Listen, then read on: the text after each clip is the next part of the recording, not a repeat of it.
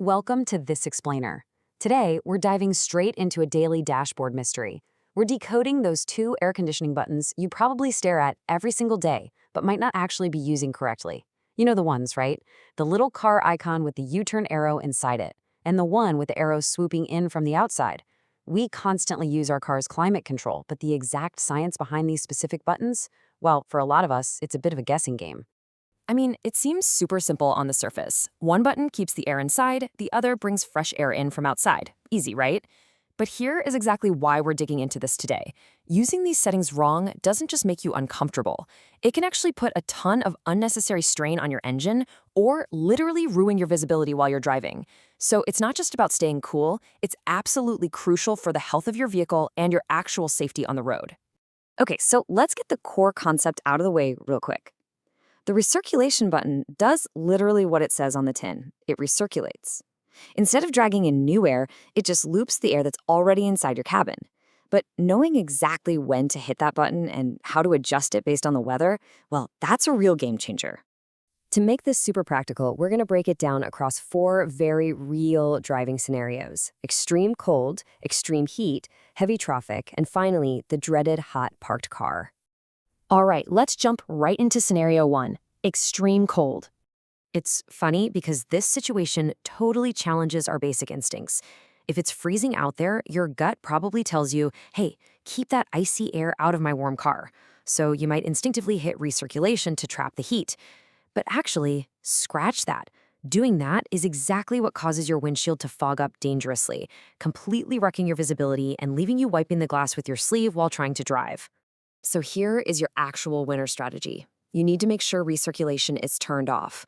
You want to actively invite that fresh outside air into the cabin. Believe it or not, doing this instantly prevents that annoying windshield fogging. And if you're thinking, but I'll freeze, don't worry. Your car system is smart. It pulls that fresh air through the heater core first. Whatever temperature you set on the dash is a temperature you'll actually feel, no matter how cold the air is coming in. Moving right along to the flip side. Scenario 2, extreme heat. Picture this. You walk up to your car, open the door, and it is a blistering 40 to 45 degrees Celsius outside. Your first thought might be, it's stifling, I need fresh air. But as the experts at Knowledge Kingdom point out, if you turn off recirculation and take in fresh air in 45-degree heat, all that incredibly hot outside air comes flooding into your system. Your AC is now fighting a completely losing battle, desperately trying to cool down 45-degree air on a continuous loop. This forces both your AC and your engine to work way, way too hard, which can cause some serious wear and tear over time. So what's the fix? You gotta turn recirculation on. By doing this, you're essentially telling the AC, hey, just keep cooling the air we already have. It rapidly drops the temperature in the cabin, cooling you down way faster, all while protecting your engine from literally exhausting itself. When you put these two extremes side by side, it really clicks, doesn't it? Winter demands fresh air to keep your visibility crystal clear. Summer demands recirculation to cool things down fast and save your engine. It's a total flip depending on the season. Okay, scenario 3. Heavy traffic. When you're stuck bumper to bumper, surrounded by exhaust pipes and thick pollution, you need to act fast. Hit that recirculation button on immediately and double-check that the fresh air intake is off. You absolutely do not want the outside environment coming into your personal space. Keeping recirculation on throws up an invisible wall, blocking toxic smoke and exhaust from creeping into the cabin, and making sure you're actually breathing safe air while you wait out the gridlock. Which brings us to our fourth and honestly most critical situation, the hot parked car. Look, we've all been there. You jump into a car that's been baking in the sun all afternoon, and your immediate instinct is to crank the AC on max recirculation to cool down.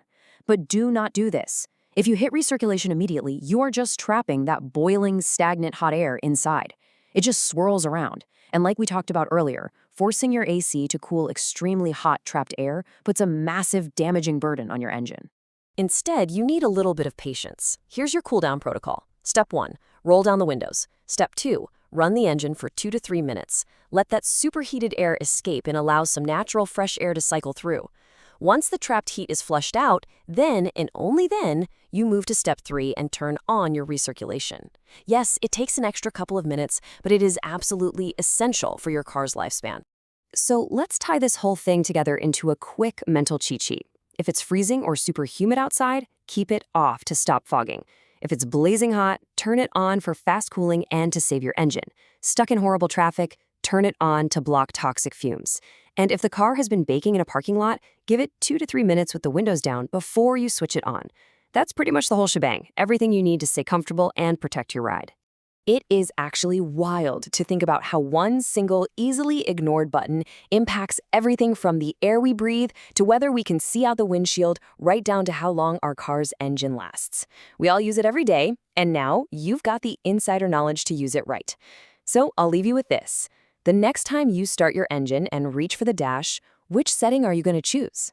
Thanks for hanging out with me for this explainer, and drive safe.